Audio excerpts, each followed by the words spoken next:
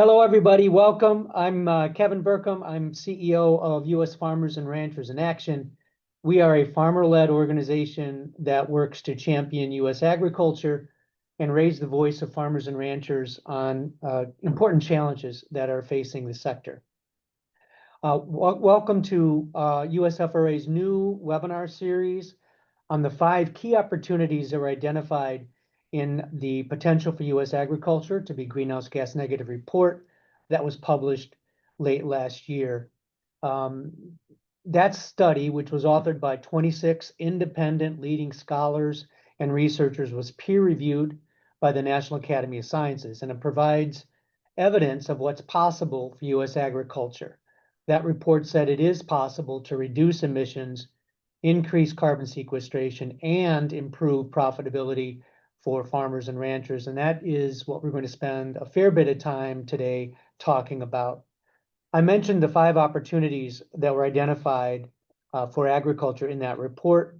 They include nitrogen fertilizer management, soil carbon management, crop production and yield gap, animal production and management, and efficient energy use on the farm. Within each of these categories, there are both a number of near-term currently available practices, as well as emerging practices that can positively impact emissions. A webinar is going to be conducted on each of the 5, starting with today's webinar on nitrogen fertilizer management.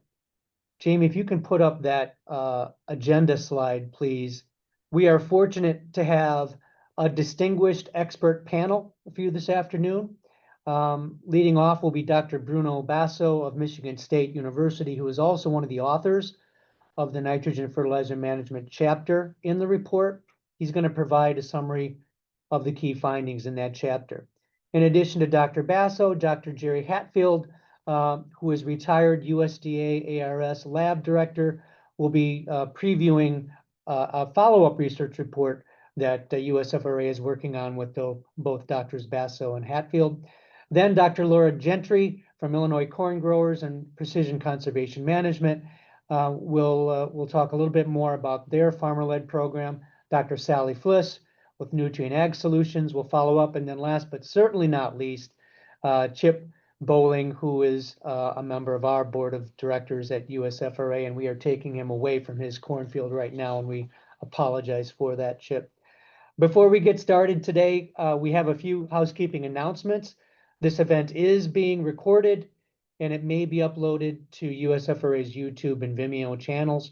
We want this to be as interactive as possible. We invite you to put your questions in the chat or Q&A, whichever you prefer. We'll try to answer some of those in real time, and then we may save a couple for the end when we have a full Q&A session. Thank you for that. Thank you for being here today. Let's go ahead and get started. It's now my pleasure to introduce our first speaker today, Dr. Bruno Basso of Michigan State University. Dr. Basso, the floor is yours, please.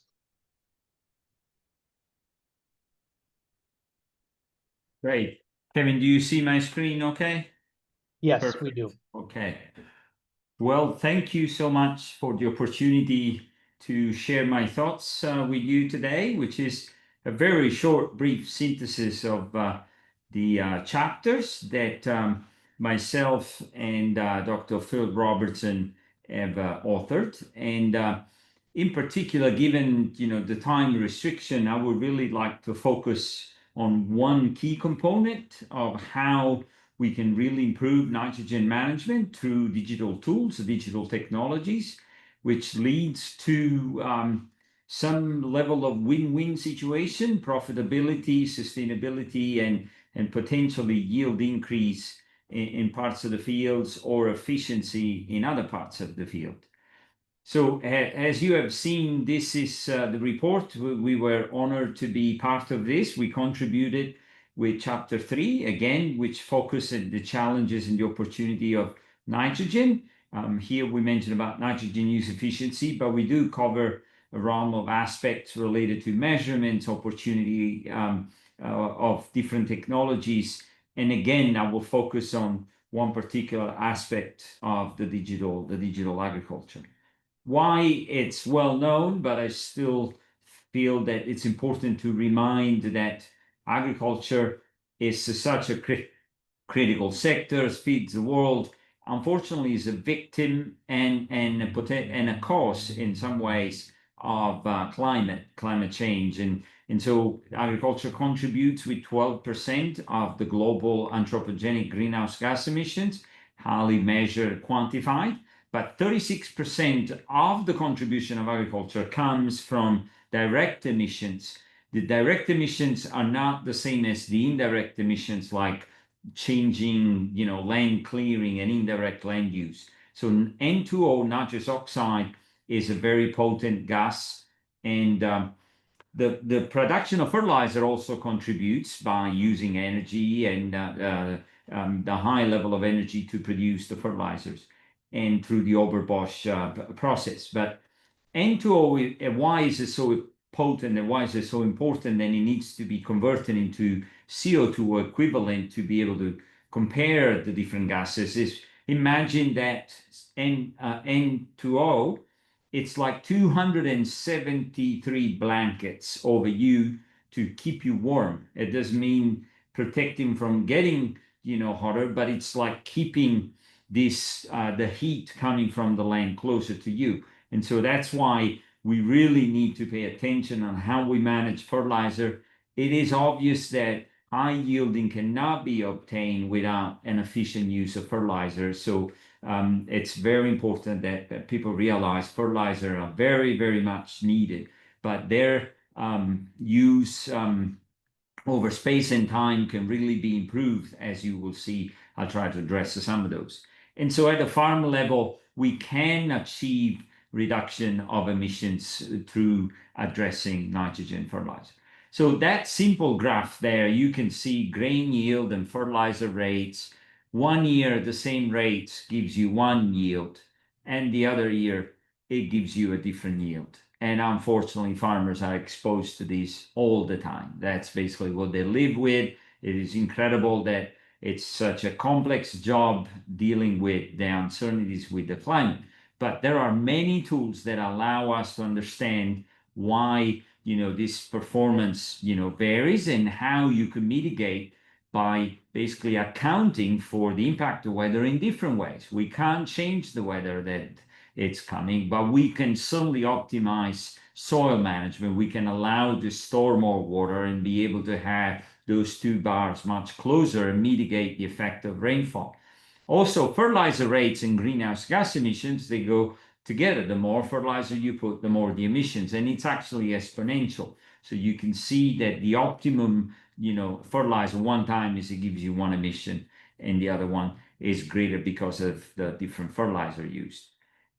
Now, digital revolution in agriculture, we're all aware of it. It's happening. It's happening even more. I put my picture there, not really to show off, but even magazines like Forbes presents an editorial in results of a paper that we published because we were able to scale across 100 million acres of corn and soybeans the use of digital tools so that we can deliver prescription to farmers even though we're not close to them. There are robotics, there's AI, there is carbon intensity score that we can quantify through digital tools, or there is understanding of how water moves across the landscape and how water impacts nitrogen, which they go together as very well known, or how the new toys that we have here, spraying drone is able to spoon feed crop potentially and reduce greenhouse gas emissions. So in digital agriculture, and when we come to managing farm level, it's more known as precision agriculture. And one of the most critical, pieces that we have used and farmers have used are yield mapping. And so I put these two maps right here. Yield mapping, the farmers relate to understanding the variations, but it's very difficult. If you see the maps on the left, changing every single year, despite the fact that soil is the same. So variability is not always pedocentric. It's not always related to soil. Why would they change if soil didn't change? Because it's a system. It's a complex system that relies on rain, climate, position in the landscape, even management, heterogeneity of the stands. And so I challenge anyone to be able to make a prescription by following just 1 year or the year before. When you start stacking these maps and you look at how different is a pixel from the neighbor and how different is a pixel over time, then you start realizing that there is a spatial pattern that we can understand, that we can model, and we can improve management. So you can see what I call yield stability. So thanks to a lot of information, now you can see that we're able to understand areas within fields that they're constantly high productivity, areas within the field that they constantly underperform, and areas that they fluctuate from one year to the next.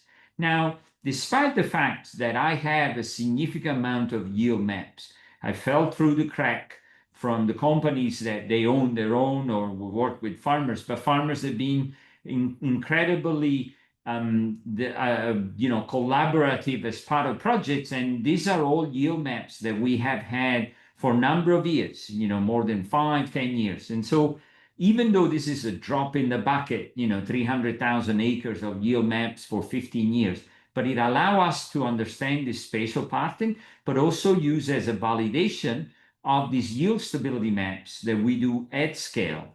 And so using the same approach, the remote through imagery, now instead of having the yield, we have proxies of vegetation vigor before the signal of the vegetation saturates. So today you can click on any single field and be able to get a yield stability map. And this yield stability map across this multi-million, 80 million acres comes out with 48% of within field variability, constantly giving you high yield, constantly sufficient amount of yield. 25% underperforming, 27 fluctuating from one year to the next. So we did a mass balance, how much ends up in the rivers, in the lake. But the most important thing is now we have a layer that we can manage, allow us to manage better nitrogen, but not putting more where for the last 10 years your field has been showing 100 bushel corn. You do not put 200 pounds on 100 bushel corn that you have measured and you have witnessed. That's basically a major saving economically, environmentally, and for the community in general. So we have this yield stability map. And so what do we do with it? Because we have measurements, these are 500 random fields that we have, 526. So not one field or behind backyard type of work or plots, 526 fields with a range of application of nitrogen. And you can see the high yielding zones always giving you the high yields confirmation with the ranges across fields. And the low yielding zone, you draw the line, they are below 150 when a break even is over 175 bushel with the prices, high cost of inputs, low price of sales of grains. And so that really was a strong, so we wrote a project and we now pay farmers to implement variable rate technology, a prescription in exchange of the as applied map, where our rates that is used through digital, yield stability maps and modeling to tell the rates is really demonstrated so farmers can witness, they can see the responses. So how do we do that? We build these digital twins really quickly. You saw the remote sensing role, yield mapping. We use multiple models, have yield stability map. We calculate beyond the scene, all the carbon intensity score, what are the emissions, how much is sequestering, but we deliver this prescription to the farmers. This is an example of one of the, last year we sent 50,000 prescription maps across from North Dakota to Mississippi. And for each of these fields, we have we have boxes. They are large enough and you can see how precise the machine is. That basically changes the rates within the stability zones. And so now we have this wealth of data that we're about to come out with a major work, a publication on showing on-farm data with this digital agriculture at scale. So this is the results of many fields where, because the rates varies across fields, you have the high amounts of fertilizer can be greater than 200. You got medium between 150 to 170, low rates, but you can focus right immediately on the low and stable zones. It does not matter if you put 250 on the low yielding areas. This shows that you did not get a response. This is integrated over multiple years. So then you have medium, and you can see in the high and stable zone, when you put a little bit more fertilizer, guess what? You have availability of nitrogen to the plants that will boost the yields rather than polluting like it happens in the low and stable zones. Same behavior happens in the depression, the fluctuating areas. So this is one piece of the project that has this variable rate. The other component is what we call precision conservation, general terms. I was invited to write this type of papers for these journals, Nature Food, Sustainability, where these yield maps are immediately converted into profitability. And so you can see areas, and we have profit stability maps. So farmers that we really close and build this relationship and trust, they say, I wasn't ready to see this. How much of the fraction of the fields? One important thing, and people know here on this webinar, 67% of the US land is rented. And you do not know what you're getting in many cases. So be able to understand through a yield stability how even the land that you're renting, where it actually fits into the stability, will allow you to manage these fields better. So from a profitability maps, you can do variable rate, as I shown, or you can do a precision conservation. So we pay farmers, and we give a prescription that is called biodiversity conservation areas, which is again an opportunity to reduce greenhouse gas emissions, because it's not only fertilizer not applied, corn is not planted. And so you have these pollinators or any other kind of crops. It can be a winter grain, it can be alfalfa, anything that does not basically uses large amount of nitrogen that is not paid by the crop. And you can see the benefit reduction, nitrate leaching, greenhouse gas emissions, carbon accrual, biodiversity. And so this is basically an example of the prescription that farmers receive. They implement and they receive $200 per acre as an example of what a good CRP areas will be. But we're trying to influence a policy that these low productivity areas are hurting farmers economically and the environment, and they could be paid for ecosystem services rather than hurting their wallet and be negative on those areas. So that's an example how it's planted, and you can see on-farm data, and we can do this across. We have in the paper multifunctional fields, its title, that has this opportunity of producing food at a much higher efficiency rate and producing ecosystem services, including biodiversity and insect pollinators and so on. So this is a glimmer shot of some of the areas, the headlands and some parts in the field. So these are large areas, they're not small boxes, because the classification is greater than 1 acre. So what is the N2O reduction when you combine the two?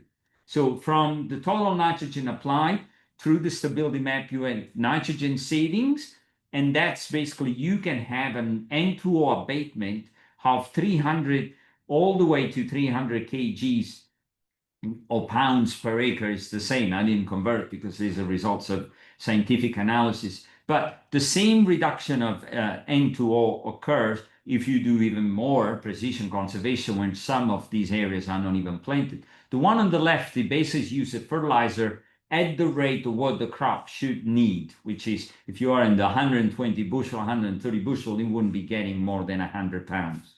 And so combining the two, variable rate with precision conservation, it's a real opportunity to use these digital tools at scale. Just to finish, the report is incredible. I highly recommend, kudos to the US Farmers and Ranchers Associations, because it covers many technologies in terms of readiness. And I published a paper before, both in Ag System and in PNAS with other colleagues, where we show going from linear system, this is today, areas where receive amount of fertilizer or the animal operation not managed efficiently, or the manure, or water standing in fields. But if you look directly into the circular way, trying to generate energy on the farm, be able to use more efficiently the land, having regenerative practices, rotational grazing, capturing water that can be reused, spoon feeding the crops, electrifying the overbosh, using genetics, improve the genetics, more the carbon to the roots, and also new traits of biostimulants or microbes that could help jumpstart some of the nitrogen. So with that, I'm going to stop. I thank you very much indeed for your attention, And obviously, without the sponsors and the students and postdocs, this work will never be possible. Thank you very much. Thank you, Dr. Basso. We've got a couple of questions I just want to ask you about. One is relatively straightforward. Kathy wants to know the source for your national fertilizer use, which you had on one of your US map slides. Yes. So I have to split when we do the farmers, they provide, and we know where the yield maps are coming from. We have labeled data management back from the farmers. On a larger scale, we use the census data and the ARMS data set, which are still farmer reported data that varies obviously by counties. And so we feel relatively good on being representative of the areas. I mean, we know how much nitrogen is put in Iowa versus Michigan versus other places. So the confirmation of the NASA ARMS data sets provided what we used in the analysis of the mass balance. But the yield mapping data comes with fertilizer use and then when the farmers implement, we get an S-applied map. Otherwise, they don't get paid. Got it. Thank you. That's helpful. Also have a question about the potential role of biologicals to reduce. So biologicals, interesting question, getting popularity. We monitor them. We see variations over space and time. And that's what I can really say. I believe they hold promises because, producing fertilizer that doesn't come with generation of greenhouse gas emissions in the production and emission is promising. The quantity that they release now, it's possibly not sufficient to make a large dent, but they're working. I know companies working, providing more. We're very interested in understanding how they perform across the zones, if they can improve. And that's an interesting thing because even if you don't want to use synthetic fertilizer, maybe the microbe will improve some of the conditions on some of the lower yielding zones, but it's all happening as we speak. Terrific. Thank you for that. I know there are a couple other questions in the chat. Dr. Basso, if you want to take a look at those and see if you are able to answer those online, that would be great. But I want to keep us moving along. And I want to bring in Dr. Jerry Hatfield to the discussion. USFRA has been working with Drs. Hatfield and Basso on a follow-up piece of research to this report that we hope to have ready for COP30 in Brazil. Dr. Hatfield is one of the lead authors of the report of the potential for U.S. agriculture to be greenhouse gas negative, and we appreciate all the work that he put into that. We are doing a follow-up case study research report on the pathway to carbon neutral agriculture. And Dr. Hatfield, do you mind just giving a quick, 5-minute overview of that research project, just to let people know what's in the works? Yeah, thanks, Kevin, and thanks, Bruno, for that very enlightening presentation and everything, because what we've focused on, if you look at that, and I assume everybody has read that carbon neutral report that's come out and everything. If not, don't tell Kevin you haven't read it, but it really pointed out some things that we need to do and we need to start thinking about. And all of this, I mean, we look at the 9 chapters coming across that report, but if you look at some of the really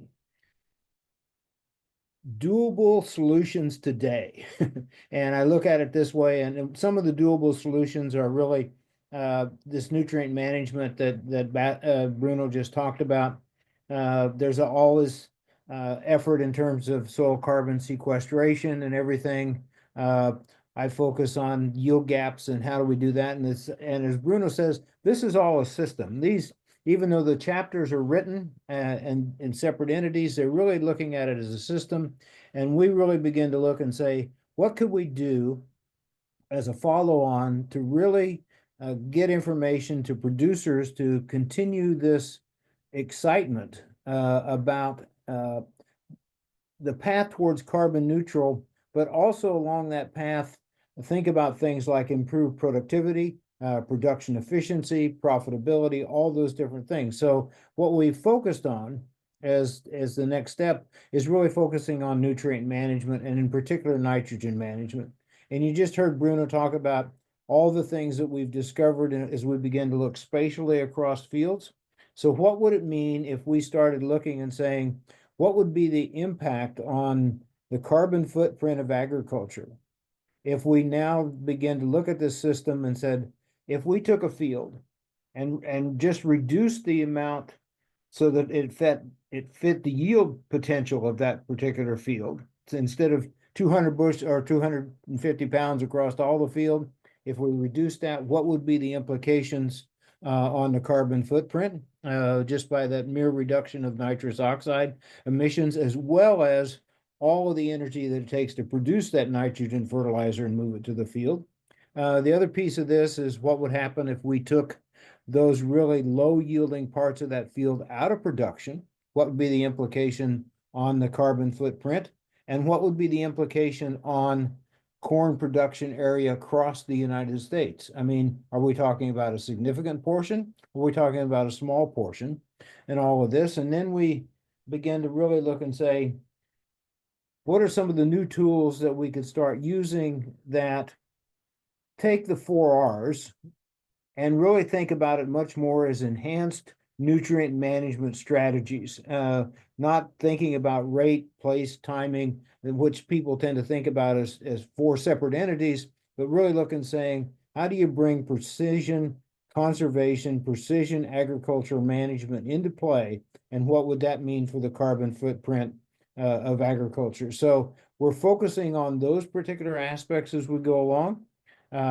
We're looking now at saying, how do we bring manure into this as another source of nutrients, but also as a soil amendment that could help improve that soil as well, where we have that available to this and everything else. So that's the initial thoughts as we begin to bring all of this together. So what you would see at the end of this is now what Bruno just described in detail, is saying now what would be the real implications, not only for a path towards carbon neutrality, but also a path towards improved production efficiency as well as profitability across the Corn Belt, because that's where we're going to focus initially. But you could extend that analysis to any other commodity that we have out there. So, Kevin, that's our initial thinking about how do we bring this together. Bruno might have some additional comments that he'd like to add on this study as well, because we're both partners in crime and thinking about all these different things as we go forward. So,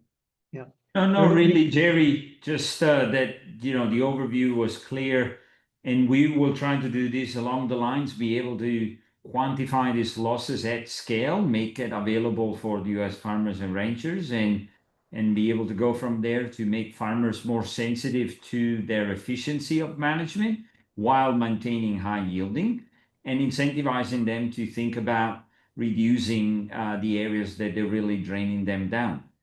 This will automatically bring a lower carbon intensity score, which is demanded nowadays if the corn goes to SAF. Thank you. I will answer one question that's in there, because when we talk about manure, obviously high phosphorus conditions in soils, looking at all of that and saying, how do we bring that together as a piece of that? So. Okay, terrific. Thank you to you both. We are in the process right now of getting feedback from a variety of different stakeholders. We're nearing the end of that process. So if you have feedback you'd like to share, please do so with us. But our goal is to have this research complete and introduced at the upcoming COP30 in Brazil in November. So thank you to you both, Drs. Basso and Hatfield. We appreciate that. We're going to keep moving along to our next speaker, who is Dr. Laura Gentry. Dr. Gentry is with the Illinois Corn Growers Association and also their farmer-led conservation program, Precision Conservation Management. Laura, thanks for being here. Thank you, Kevin. Presentation pulled up here. There we go. And I'm going to take just a couple of minutes to talk a little bit about the program that I work for. Well, first, let me say that I am staff with the Illinois Corn Growers Association. I've been with Illinois Corn for 11 years now, and have been working in this area of water quality. I'm a soil scientist, And before coming to Illinois Corn, I had worked at several different universities doing research and teaching there at North Dakota State University, North Carolina State University, and here at the University of Illinois, where I'm adjunct faculty now.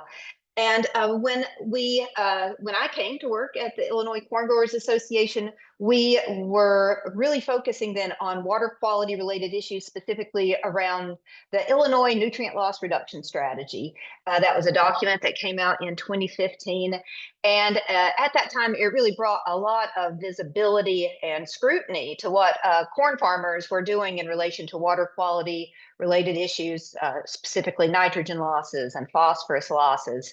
And so in response to that, and what we knew was going to just become more and more scrutiny, more and more visibility around these issues, we knew that we needed to find ways for farmers to be able to address these conservation issues. But we also recognized that there just weren't a lot of tools, a lot of resources for farmers in the state of Illinois at that time to help us to understand what these conservation practices that we knew were great for soil health and water quality and climate issues, but what they really meant from a business standpoint for farmers, how it would act in terms of return on investment and in terms of impacting these farm families' incomes.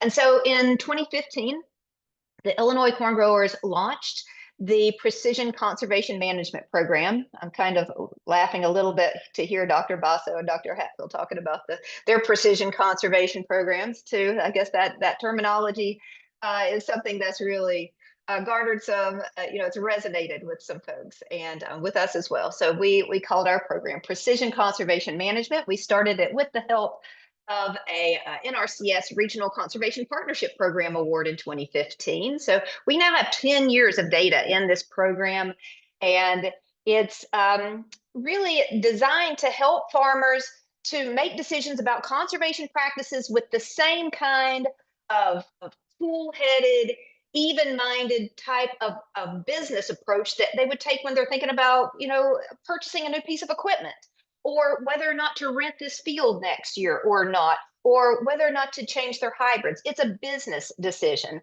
And we wanted to be able to give farmers that sort of perspective around it. So we offer farmers who enroll in the PCM program an opportunity really to make local and data-driven comparisons between their own practices, whether they're conservation focused or not.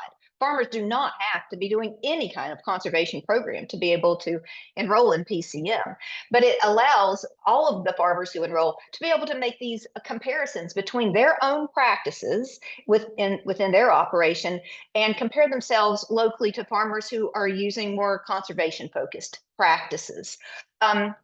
In, of course, an aggregated, anonymized way. So no individual farmer stands out, but collectively, you can compare yourself against farmers who are using no-till or farmers who are using different types of nitrogen management practices.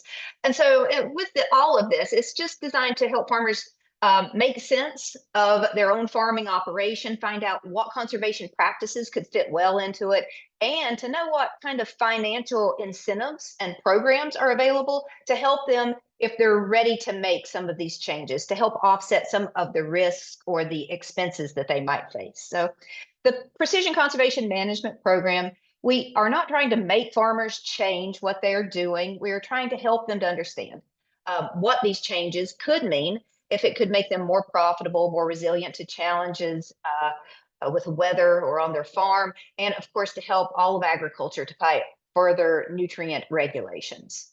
So with that, let's go ahead and move into some of the PCM data.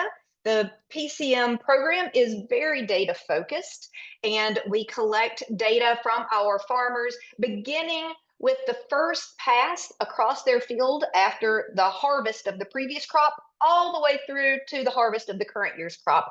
And we collect data about every piece of that pass, the equipment, the inputs, the rates, and all of those specifics to be able to generate these types of tables and charts to help farmers to be able to understand what these different practices really mean. And if there's been one element of the pieces of conservation that we really focus on, and those pieces, by the way, really are cover cropping, nitrogen management, and tillage. Of those pieces that we really focus on, it's around this nitrogen management piece that we are seeing the most and the greatest potential for farmers to be able to do things that are both good for water quality, great for climate, and really a good efficiency mechanism to help them to be more profitable. And one message that we are trying now to drive home across the farmers in our program is that we are seeing again and again and year after year that high yields do not always equate to the greatest profits. And we see it every year again and again. And so these are just a couple of examples here. Kevin, can you see when I move my mouse here? Great. Okay. So what you're looking at here in this this top left-hand smaller table is our corn acres on our lower productivity fields within the state of Illinois. So still very good fields. But we're seeing some of our lower SPR soils. What you see here across the column headings is our nitrogen rates in several different buckets, going from less than 150 pounds of nitrogen per acre all the way up to greater than 225 pounds of nitrogen per acre. And then you see the number of fields that each one of these, that is represented in each of these classes here. And this is between the years 2015 and 2023 that we're representing data here. Then what we see here is the average corn yield in bushels per acre for each of those different nitrogen rate classes. And what you see is exactly what you'd expect. As you increase your nitrogen rate, our yields, our corn yields are increasing. And that's what we see and what we expect to see. But what some of our farmers are surprised by is when we take a look at the operator and land return. So this is net profitability that our farmers are seeing in each of these classes, not including land value or any kind of cash rent. That is not included in these values.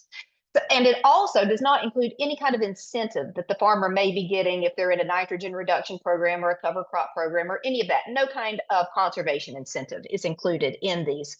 But it does include direct costs, power costs, overhead, things like that. So it's pretty, really pretty comprehensive value. And what we see are that the higher net profitabilities are not correlated with the highest yields. And in fact, we're kind of seeing that some of these higher nitrogen application rates, farmers are clearly losing money. They're getting higher yields, but it's at the expense of their own profitability. We see that on these lower SPR soils, and we see this same trend here on our higher SPR soils. Again, these same nitrogen rate classes. Again, we see that the average corn yield is increasing across each one as the nitrogen rates get higher. But again, our profitability is maximized when we're keeping our nitrogen rate in these more moderate ranges here. And just for a little bit of tie back to what Dr. Hatfield has been talking about and what he was talking about in that chapter in the USFRA guidebook is the greenhouse gas, and this can be directly correlated with nitrous oxide emissions as well, that are correlated with each one of these nitrogen fertilizer application rate classes here. You can clearly see that greenhouse gas emissions are increasing as we're increasing our nitrogen fertilizer application rates. Now, this bigger table here, what you see, this is also nitrogen management. This is representing corn on our higher SPR soils. These are our different timing classes. And in Illinois, we see about half of all of our acres applying nitrogen fertilizer in the fall of the year, or at least some percentage of nitrogen goes on in the fall of the year. And we are telling farmers that a lot of times your nitrogen management is better, and you're getting better net returns by applying more pre-plant or more in season, whether it's pre-plant, at planting, or side dress. And again, we see our nitrogen fertilizer application rates are really important here in terms of maximizing profitability. And we're seeing that it's not always tied to your maximum yields. And that is a message we really want to drive home to. It's something very baked into farmers, and it's easy to talk about our yields. It's easy to talk about a high yielding year. Oh, it was a really rotten year this year. Oh, this part of the field just does badly, or that. And nobody really wants to talk about their profitability. So it's an easy talking point, but we're business people and we need to be working on our profitability. And so this aspect again of nitrogen rate can be seen when we talk about how are farmers making their application decisions, their nitrogen rate application decisions. In Illinois and in 6 other states, including Michigan, we have the University of Illinois uses the maximum return to nitrogen, the MRTN we call it, is our university recommendation system. And in the Precision Conservation Management Program, 68% of our farmers apply above that university recommended rate. And the perception is and has been for almost 20 years now that that recommendation rate is too low, that it underestimates the optimum nitrogen application rate. And so we did not start this study to be able to debunk that at all. But what we have found is that it is an economic model. And it does exactly, in the state of Illinois, it does exactly what it was designed to do. It does maximize the nitrogen, the maximum profitability range. It accurately really pinpoints the nitrogen rate that will be the most profitable for the farmers of Illinois, regardless of which part of the state they're in. But what I'm showing here are corn following soybean in the central part of the state. And I started with 2016. I just added this in right before this presentation, just for you, Kevin, because this is hot off the press. It's coming out here in the June Prairie Farmer, but this last line is our 2024 data that I just formalized. And so what we're seeing here is every year, the nitrogen, the MRTN estimate for the optimum nitrogen application rate. They also provide this profitable range. Then we're seeing we do a post-mortem on the PCM data. We look back and say, what in that year, what actually was the most profitable nitrogen application rate? And we're essentially, we're testing the MRTN here. How good is it? This is a pretty good stress test, especially when you recall that most farmers think that that the MRTN underestimates the optimum nitrogen range. And so what we're seeing here, I'll just go through the first year or two here. So, and then we'll sum it all up. But in 2016, the MRTN predicted that 168 pounds of nitrogen per acre was the optimum nitrogen application, the most profitable nitrogen application rate for corn following soybean in central Illinois. And it gave this as that range of, the most profitable range. When we looked back, we found that, well, in that particular year, there were actually 2 rates that were the most profitable. They both gave $279 per acre, and they were the 151 to 175 pounds of nitrogen per acre range and the 176 to 200. Both of these gave exactly the same profitability range in that particular year, but both of them fell well within this MRTN. So I circled that and said, hey, it worked in that year. Now, 2017 was a little bit unusual. It was one of these perfect years. When you see this, it's the perfect year in Illinois where farmers didn't have to apply as much nitrogen as they expected because the soil, the moisture, and the temperature all came together, and we had a lot of nitrogen mineralization from our soils. And in that particular year, it was the farmers who were very lean on their nitrogen application range. In fact, the average most profitable rate was 131 pounds of nitrogen per acre. And so the MRTN was wrong, but it overestimated the nitrogen. It didn't underestimate the nitrogen rate. It underestimated it, which is exactly what Emerson Nafziger has been telling us for about 16 years that it did. So it did not. I won't circle it. But in 2018, the optimum rate range was this 151 to 175. The average was 168, which falls within the profitable range. In 2019, it nailed it. In 2020, it was close. It was so close. I gave it a yellow. 2021 was another one of those perfect years. I didn't circle it. 2022, but it overestimated the nitrogen rate range. 2022, it was perfect. 2023, it did not. It overestimated, and in 2024, it got it just exactly right. So the MRTN does work in 6 out of 8 years, it works, but in the occasional year when it doesn't, it overestimates. So farmers do not need to worry that they are underestimating with this university recommendation. And that's the main message in all of this, is that farmers overall really are probably overestimating nitrogen their rates. So we need to really be thinking about reducing our direct costs, and never a better place to do that than with our nitrogen fertilizers. Thank you. Laura, I feel like you need a microphone to just drop after that. That was awesome.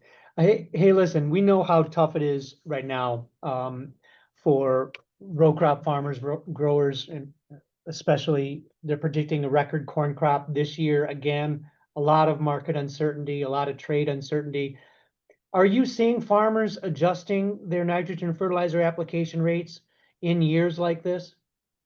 The last 3 years where we've seen, nitrogen prices getting higher, and we have seen, fluctuations and overall a sort of a downturn in the markets, we have seen farmers decreasing overall. The farmers are still in the over application range, but they're over applying to a lesser degree is what we're seeing. And hopefully they're gaining more confidence that they can actually reduce that nitrogen rate range without losing profitability. Terrific. Thank you. I know that there's a number of questions in the chat too, Dr. Gentry. So if you are able to address some of those, I think people would appreciate that. Thank you for that presentation, and thanks for all that you do with Illinois Corn and PCM.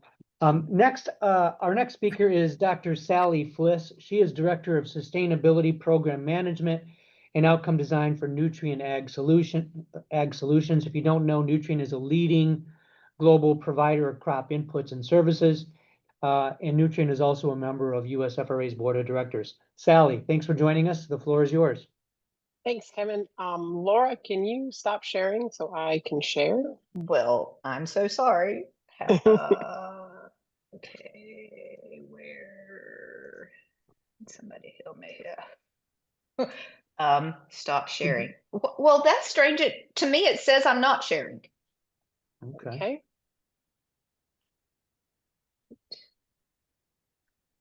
Let's see. Let's see if that works. I just got a message to share with you. Sally, can you try it again? See if that works. There we go. All right. Let me see my screen. Got it. You see my slide? Yeah, can see your screen, but I don't think we're in presentation mode. For what it's worth, we can see your slides. That's all right. You can. Yeah. I can see all of them. You guys should be able to see them. Okay. So I'm going to walk through.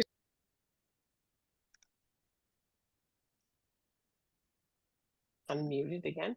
I'm going to walk through our Farm Smart programs. Farm Smart is one of our Farm Smart programs in the U.S. Farm Smart is our umbrella brand over all of our sustainable ag programs that we have in the field in Canada and the U.S.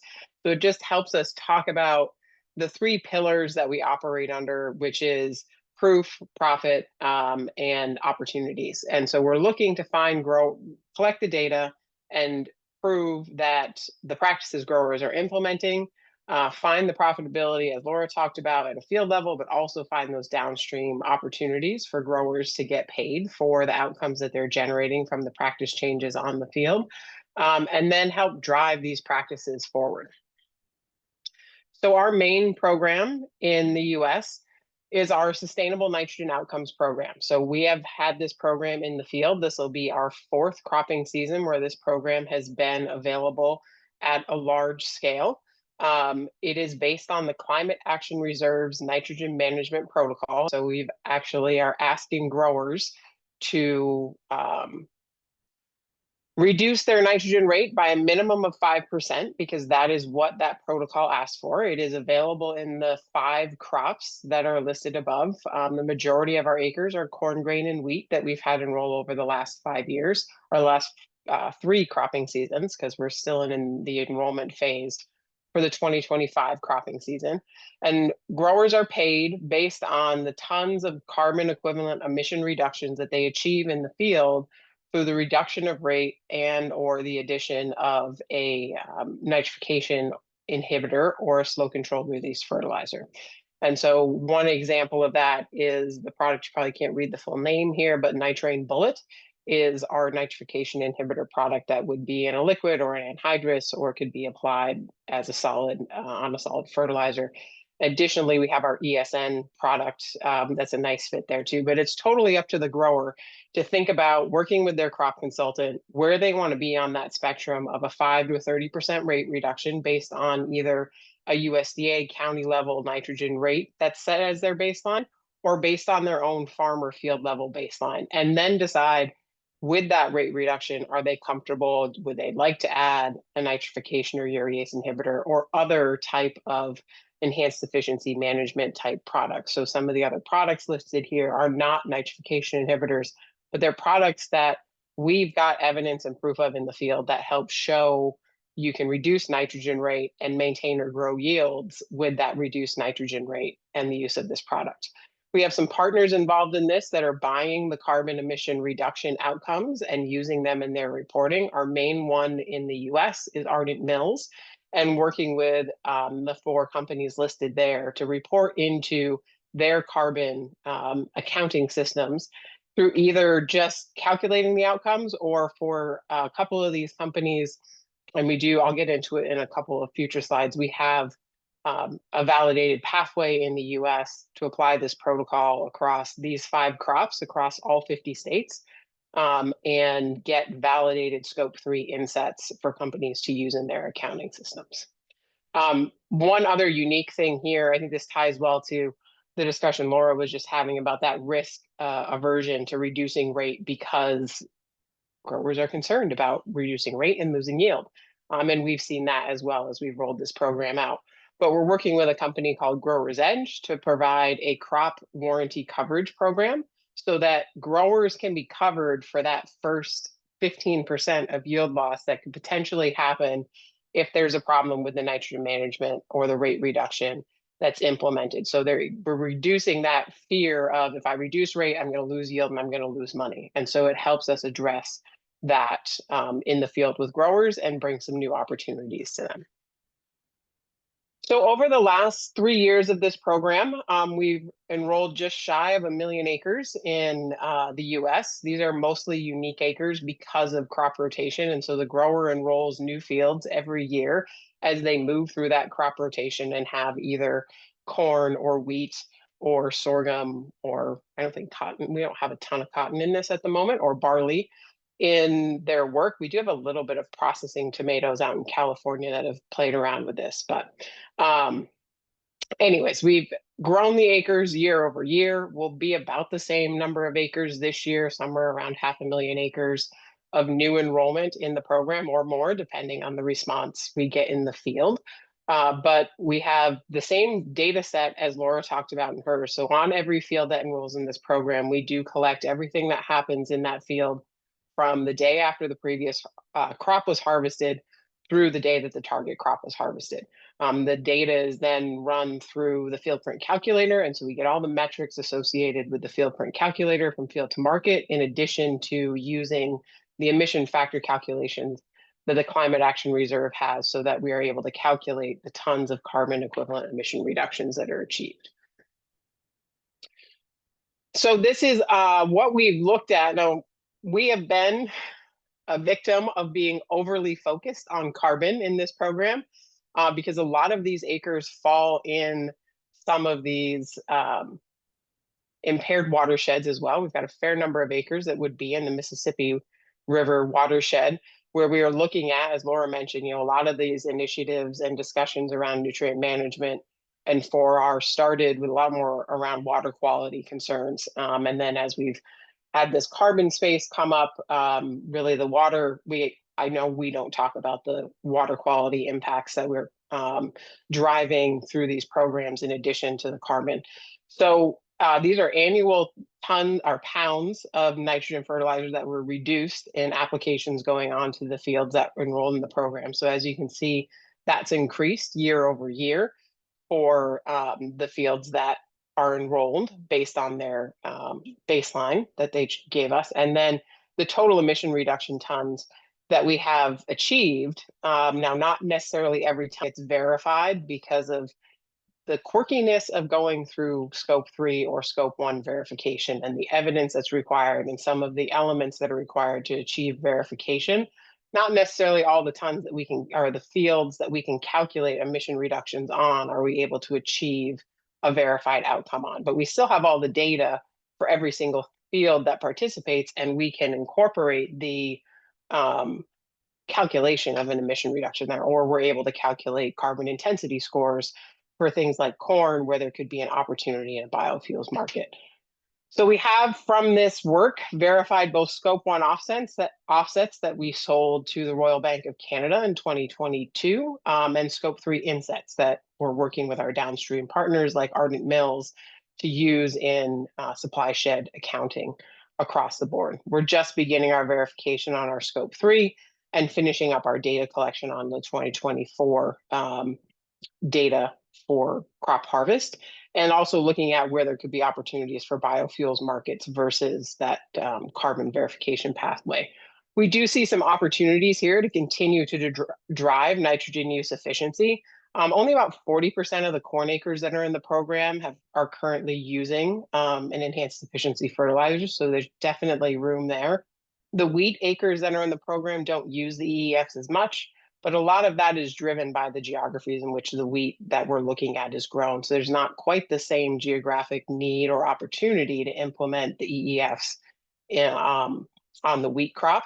And there's a lot of split application already occurring on those acres. So we're looking to talk more about the water quality impacts, as well as the carbon emissions and other opportunities for products or for our practices, or seed even, that can help us continue to drive efficiency on these acres.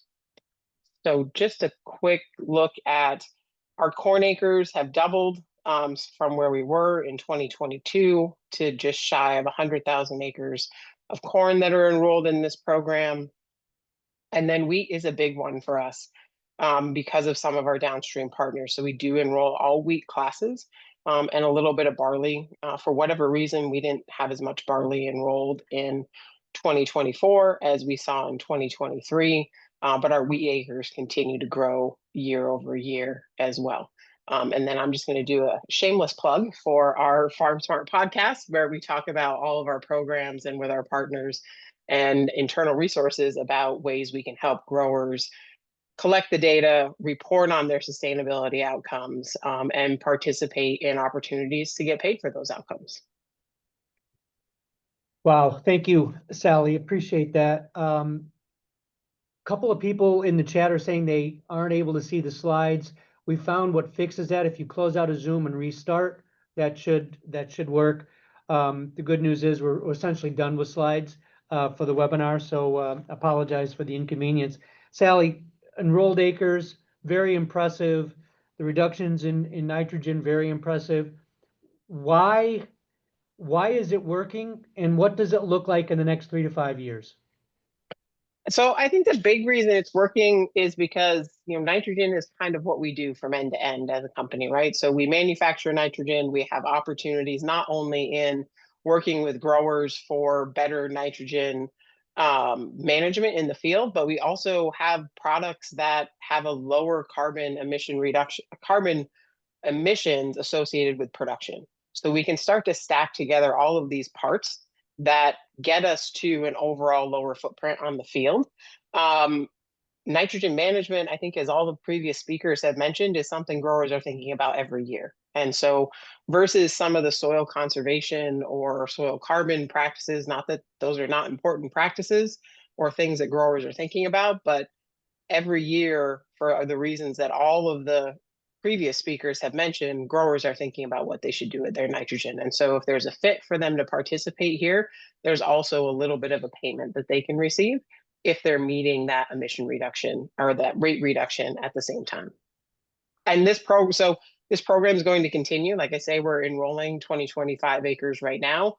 And we'll start, honestly, the 2026 winter wheat acres over the summer, because there really aren't going to be any large changes to this program as we look across the next at least 2 cropping seasons. Terrific. Great. Thank you for that. And thank you for that overview, Sally. I appreciate it. And it's a nice segue to our final speaker for the day, Chip Bowling.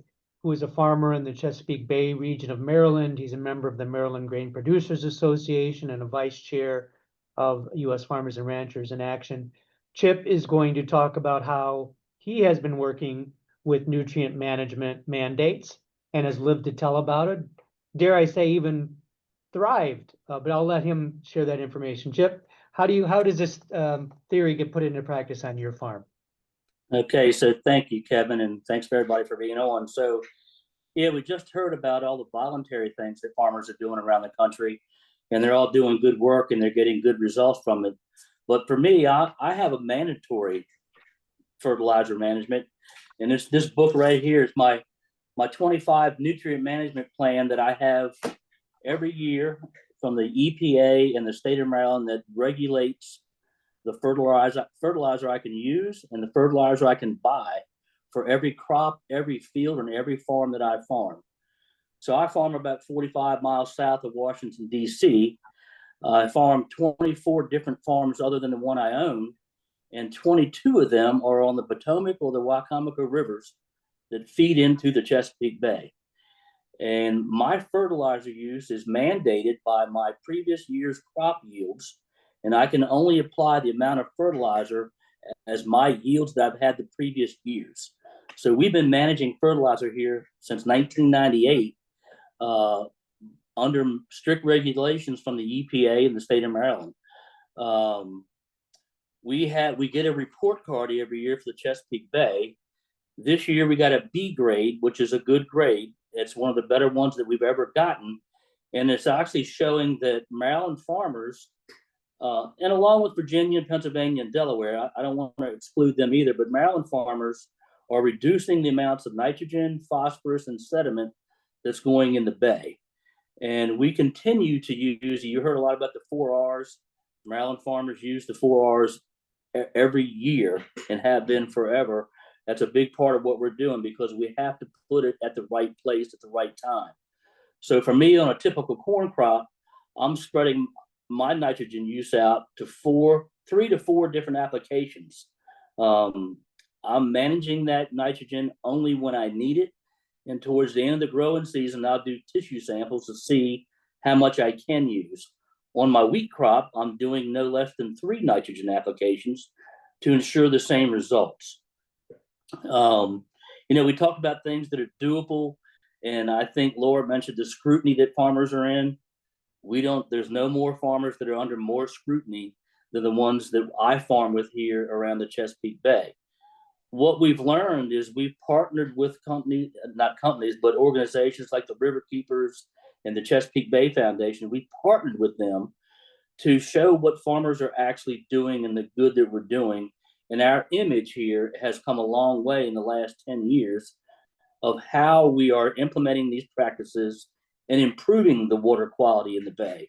It is now a fact that Maryland farms are helping to improve the water quality in the bay, and that the rural and suburban sprawl that we have in the development is actually harming the bay. So they're now needing farmers to help clean the bay up, which is an amazing, no one ever thought that back in the late 1990s, that I could sit here today and say that. So with that being said, as much as farmers didn't want to have this mandate, and nobody wants to have a mandate when it comes to regulating how you feed your crop or how you grow a crop. It's tough enough with Mother Nature other than having to have a piece of paper to tell you how you can do it. So we've used this to it's made me a better farmer. It's made my other Maryland farmers better farmers. And it's improved our image for the betterment of what we do here around the nation's capital and around the Chesapeake Bay. So, I'll open this thing up for questions. The other thing that I do want to say that every farm that I have has a prescription for the amount of fertilizer I can use.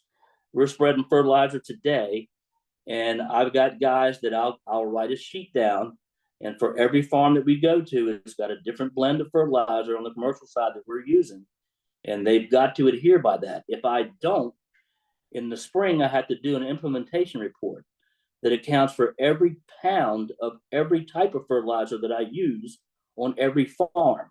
If it doesn't match my nutrient management plan, I've got an answer for that. And if it's way out of whack, they'll come and they'll scrutinize me. So I have to prove where that fertilizer went. And again, that does save me money.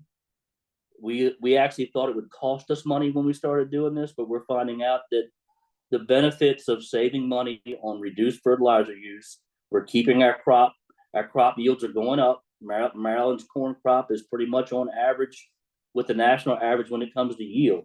So we're finding out that we can farm in a better way that gives a positive image when it comes to the people that live and work around the bay. So I'll open this up for questions for you, Kev. Thank you, Chip. Appreciate that and appreciate the lessons that you've learned. Can you speak a little bit on what we've been talking a lot about today, the whole idea of yield versus profit? It's almost cultural, more yield is more better, right? I mean, can you talk about that as a barrier to nutrient management? And then any advice, you've been in this 20 plus years, 25 years now, any advice for those growers who are just maybe in the early stages of this practice? Well, yeah, I think Laura hit on it really well with her presentation, that you don't always have to keep adding nitrogen or fertilizer to get a better yield or make more profit.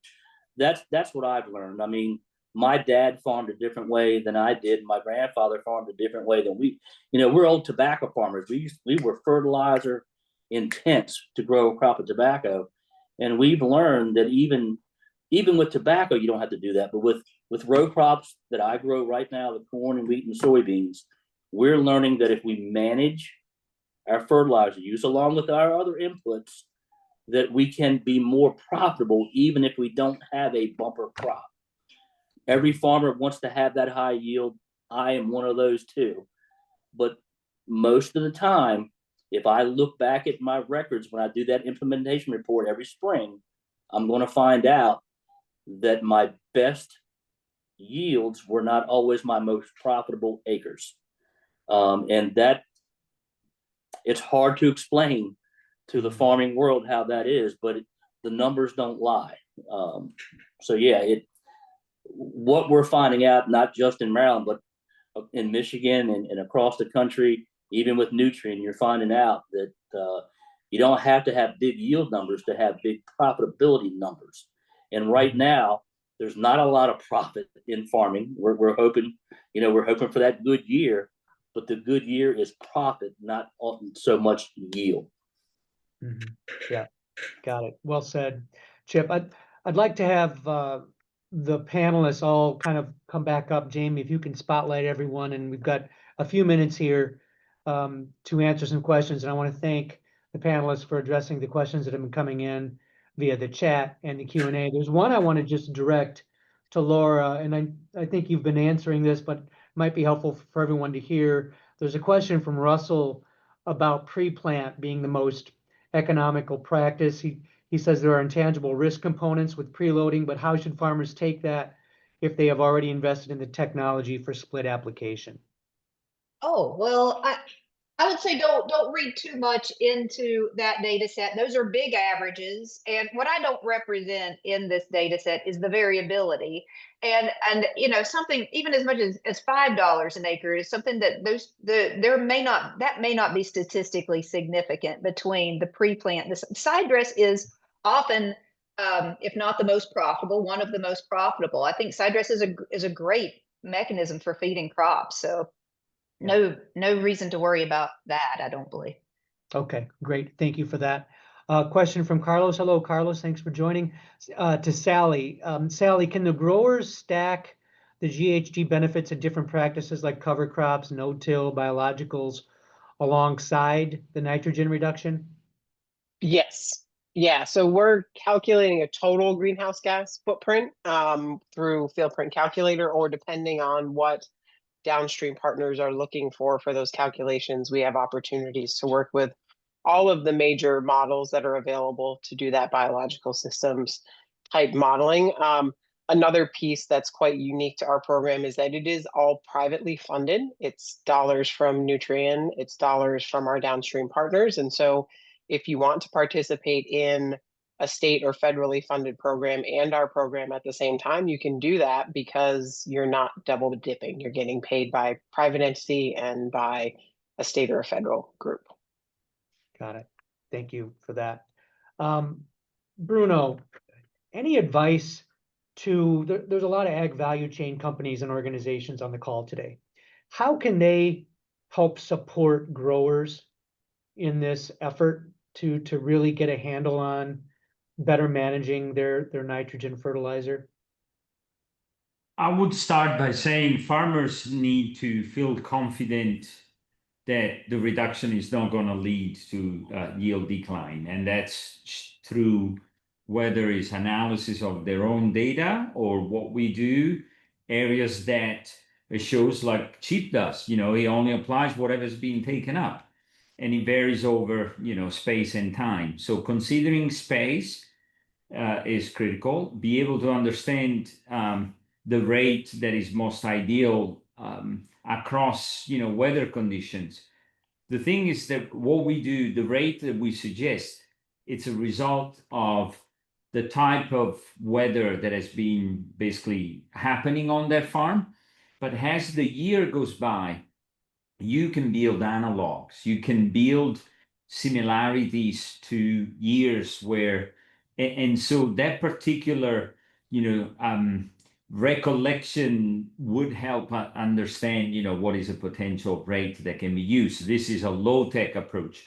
We do that through the computers and be able to implement this in prescription. So again, suggestion, develop yield stability map. To me, there is nothing more useful to a farmer to be able to know, and spatial variation, they are consistent and what varies over time with the unstable zones. The other piece is for the CPGs, they are struggling to check the box for biodiversity. And if you can combine reduction of fertilizer with the opportunity of having prairie strips or large areas that I have shown to be of substantial area, 20-acre sections. It's not just a small, areas where the deer went by. It's a consistent over time. So that's why you do a long-term analysis and not just last year that 2 deers were asleep and the yield didn't harvest there. You know what I mean? It's really a systematic, not noise, but the real signal. And so be able to understand that agriculture can sustain farming through additional ecosystem services. The community is willing to pay. The companies should understand that if they want to have better product, better carbon footprint, they need to reward farmers to be able to do that. And farmers will become more receptive of taking corn off of production. Mm-hmm. Yeah, thank you for that. Chip, there's a question from Charlene. She says that her state has similar rules and requires a comprehensive nutrient management plan. However, the plans are confidential between certified planners and farmers. She's asking if there's more transparency with Maryland farmers. How closely do you work with state regulators? So this plan is regulated by the state. My nutrient management advisor is a state employee. All of our names are confidential. Our farms are confidential, but all the data that we supply is put out to the public once a year, every year. So the critical information is confidential, but the numbers that, the fertilizer we use, the amounts we use, the areas of the state where it's used is all for public information, but each farmer still keeps their information confidential. How difficult was it in '98 when the state said they wanted to do this? Was there a lot of hand-wringing and complaining? I mean, I can't imagine, how long ago that was, and yet what a success it's been. Yeah, there was more than hand-wringing. There was people pounding on tables saying, hell no, I'm not doing this. There's no way it's going to work. You guys are never going to come on my farm and do that. But obviously that hasn't been the case. I can't say that my dad wasn't one of those guys. But we learned that, this is something you have to live with. It wasn't that bad. The state actually stepped up and started cost sharing some of these things to help us change.